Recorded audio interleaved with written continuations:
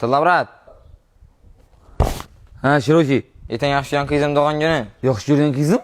Sen yaxshi yurgan qizing bormi? Ha. Oğlum sen yaxshi yurami? Ha, o'xshaydi. Ucha qiz bola nazik bo'ladi. O'samiz u.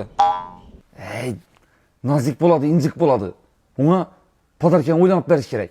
Xuddi raketa. Beraginglar. Bolla, Shirokini yaxshi yurgan qizini Kesish kerak.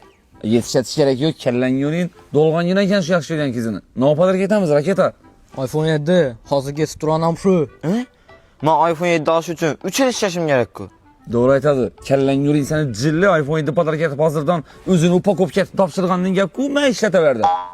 Xuddi nopadar ketamiz. Og'a, Tuladamoni pechonisidan podar ketari 7-8 kilo bor. Sen bilan kerak gaplashamiz ekan. Ha, Shiroki, gul. Yana shuni aytasanmi? Gul deb tutmon. Qiz bolaga eng yaxshi padar aka gul, tushundingmi? Gulni oldan borganna. Yaxshi. Og'a gunnamadi. Gulnomadi? Nog'omadi ekan u. iPhone 7 beral dedim-ku. Yaxshi yurgan qizim ham shunday dedi. Yaxshi yurgan qizing shuni dedimi? Na gili so'rabdi-ku, ha? Nechadan chiqasan sen? 8, U ne? 11. 11'ler iPhone 7 ishlataverdi ekan axir. 11'ler iPhone 11 bersang bo'ymi? Bilmam.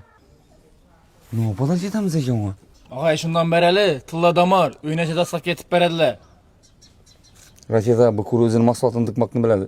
Yaxshi Berkan. Ma, shundan padar ket. Ha, Shirokin ish oldu.